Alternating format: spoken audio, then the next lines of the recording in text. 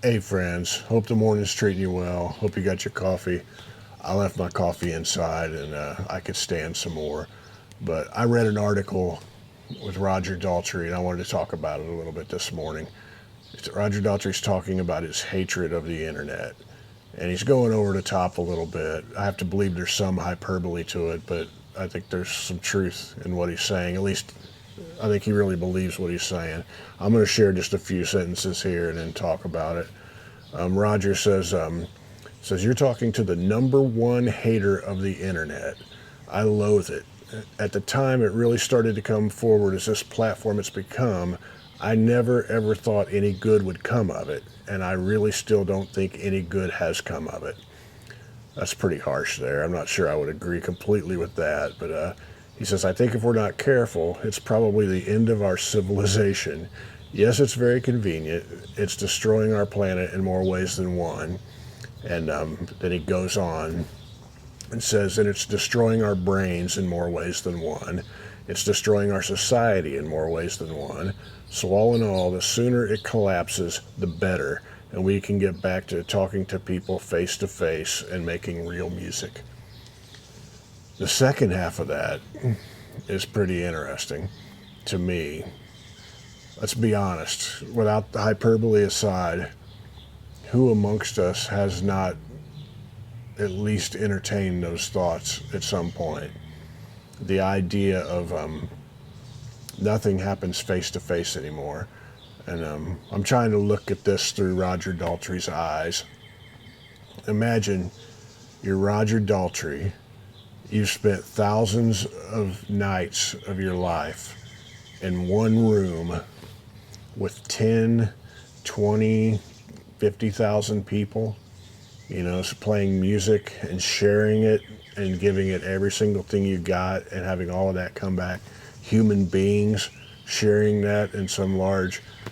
What could the internet possibly offer you that could compare to that?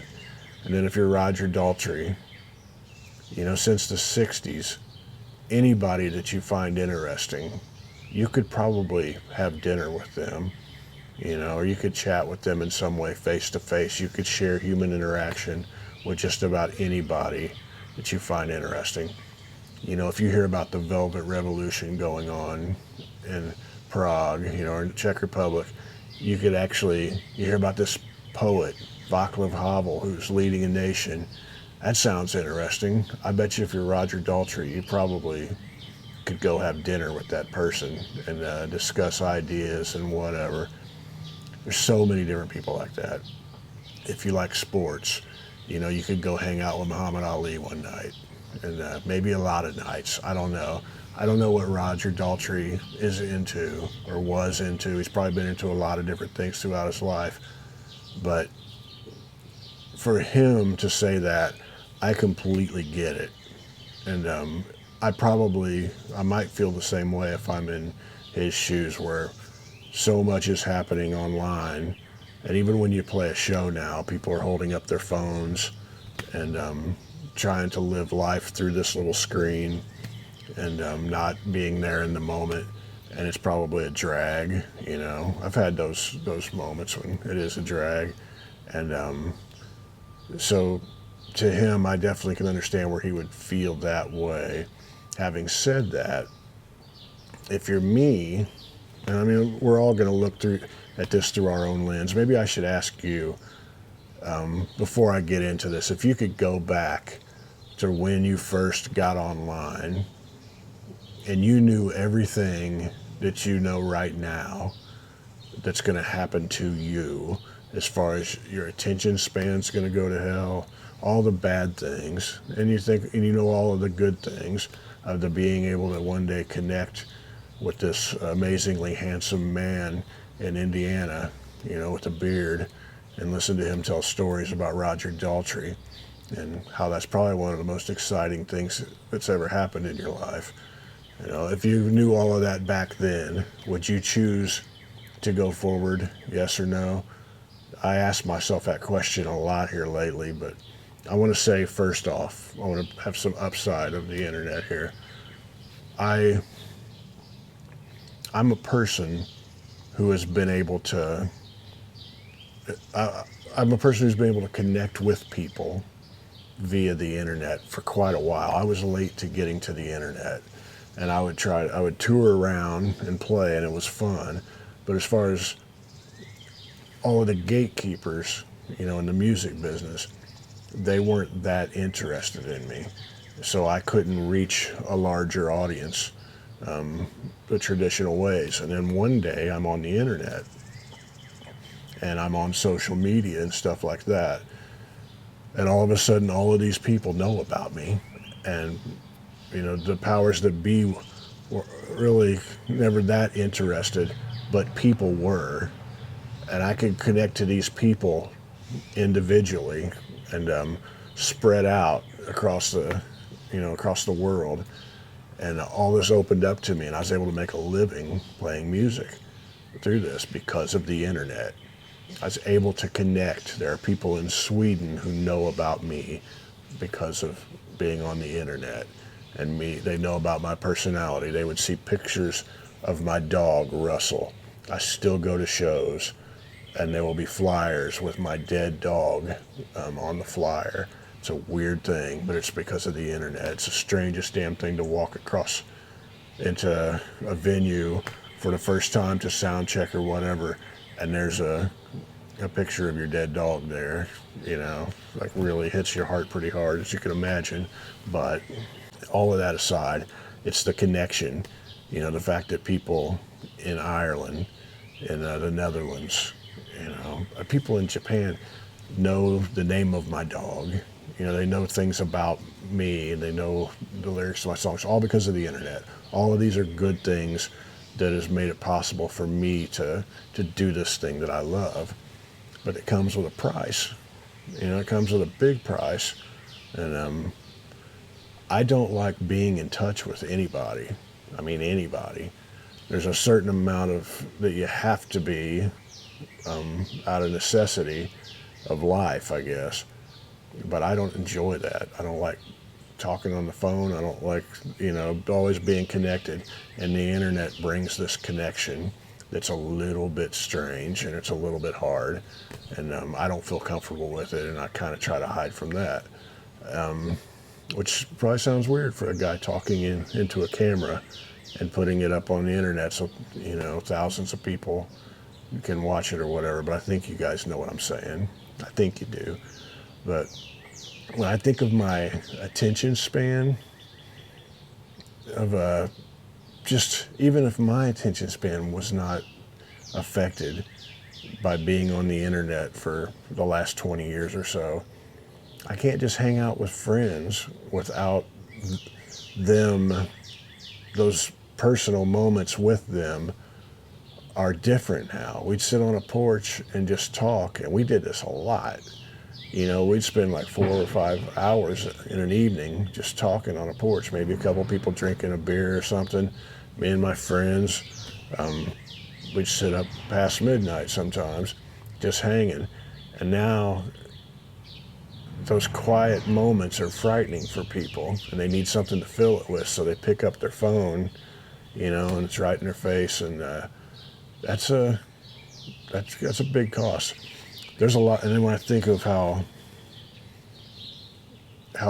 these social media companies would pit us against each other and find our worst fears, and then try to keep us in these desperation loops of, I don't know, just whatever kind of drama. They could just keep feeding you drama and making you feel, uneasy. Then they can keep you on the platform. All that stuff's bad. I mean, that's bad. And I don't know. I don't want to be part of that.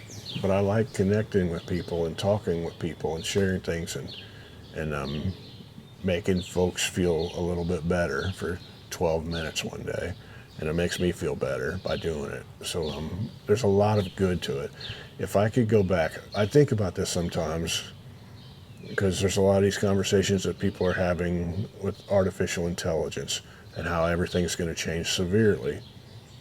And I've heard people say, people smarter than me, that if we could go back to the birth of the internet and everybody knew everything that would happen, asking each person individually, you know everything that's going to happen, good and bad with the internet going forward, would you agree to just bring the internet into the world at that point?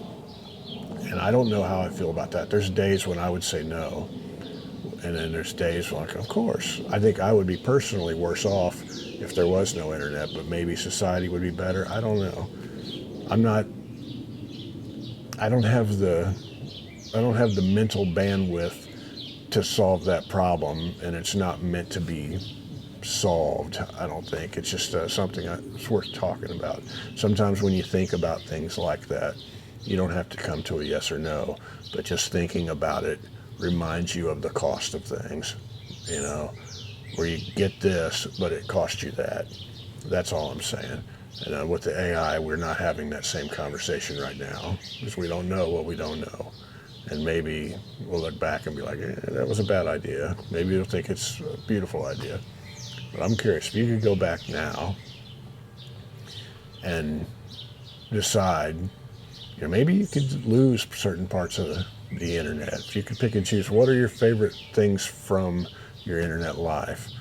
What are your least favorite? We'll try to keep it. I don't want to get too heavy, and I don't want to start arguing with each other in the comments, because that's kind of everything I'm bitching about right now. I think that's kind of what Roger Daltrey's getting at, even though there's a little bit of old man yells at clouds involved in that. I get it, but I'm kind of yelling at clouds too, so maybe I'm speaking softly to clouds. Old man speaks softly to clouds, or incredibly handsome bearded man in Indiana speaks softly to clouds. I think. Anyway, I'm curious what you guys think about that. And what was the first time you remember being on the internet? I remember the very first time I ever went on the internet. I was up in Broad Ripple sometime in the mid 90s. And my buddy Tom took me over to a friend of ours' house, and he had the internet, and I didn't even know what that was. But we logged on, and he says, okay, this is your first internet search. This is like 4 a.m. He's like, what's the first thing you're going to search for? And he laid it out right. He's like, there's all of this information. It wasn't nearly complete, but there's all of this information scattered from around the world, and if you enter a search in, you might find something. And I was trying to think of something to search for, something that might be interesting to me. And the first thing I thought of, I'm kind of ashamed at this now, but there was an artist named Gil Elvgren who did pinup girls. And this is before the big pinup girl resurgence. Like, everybody knows Varga, but people didn't know Gil Elvgren at the time. And I hadn't seen that many. I'd only seen a couple, and you go to some yard sale, and there'd be like a gas station pinup calendar, and it's drawings of girls from like the 40s or something like that, and like cheesecake kind of photos. And I was like, yeah, let's look for Gil Elvgren. So we looked, and then he's like, there's an image on here, and we clicked an image, and it took forever. It slowly went down. I mean, so slow. It took 5 minutes for this JPEG to load. And I'm no kidding, it took that long. And it was amazing as it slowly revealed itself. It would, you'd get a little bit, and it would expand as it went down towards the bottom. And it was just amazing to watch it appear. And it was a cowgirl sitting on a ranch fence, and this artwork of that. And we laughed and laughed. That's the first thing I ever saw on the internet. And I may have said that on the channel before. I wish it was something way more high-minded than that, or I wish it would have been some kind of a picture of Patsy Cline I was looking up or something, but that's the truth. And then the very first thing I ever bought online was years later. Somebody told me about eBay. I think it just started. And I don't remember the date, but I could probably go back in my eBay history and find it. I think it was like 98, 99 was eBay. You guys are going to Google this now and find out that eBay didn't exist then, but it was whenever eBay started. And I remember I was on there and I was like, what do I search for? What do I search for? And when I was a kid, we'd go fishing. I liked fishing for crappie, but I liked the little white jigs. And me and my cousin had convinced ourselves, we found these white marabou jigs with red eyes. And for some reason, we could never find those again because there really weren't that many places to go look for that kind of stuff. We caught a lot of fish when we used those, and we were convinced that there was something about the red eyes on the jig and on the jig head. And whenever we would find those as a kid, we'd buy a bunch of them. You know, they came like a dozen of them in a card in little bitty plastic packages. You guys know what I'm talking about if you fish. And so I'm on eBay and I look up crappie jigs, and I'm like, wow, there's crappie jigs on here. And I'm like, well, I want to get jig heads, and then I can go ahead and get whatever kind of rubber bodies or whatever I want, or I can tie my own marabou, whatever. But I want the heads, the white heads with the red eyes. And I search on there and I find them. And I'm like, this is amazing. And they were really cheap. And I ended up buying, I think I bought like 25 white jig heads with red eyes. And I still think I have some of them. And that's the very first thing I ever bought online. Bought it off of eBay. And it showed up a couple weeks later, and I was amazed and thought, man, this internet thing is pretty damn all right. And years later, I started selling my own CDs and albums and T-shirts and stuff like that, and mailing them all over the world and thinking this internet thing is all right. And so there's lots of upside to it. And if I ever meet Roger Daltrey, I'm going to tell him about all of the independent musicians that weren't able to, make music back when he got started and didn't have the good fortune that he had. Of course, The Who was amazing. The Who would do great in whatever period. I'm not slighting him at all, but I don't know. Anyway, what's the first thing you ever bought online? And the most recent thing you ever bought online? Tell me that. And the answer should be that you went to my website and you bought like one of my CDs or something. That should be the answer. Anyway, I'm going to put up a Gurf Morlix video here of, I did a bunch of stuff this week. It was really good. I'll put one of them up right here. And I'll talk to you guys soon. Much love to you.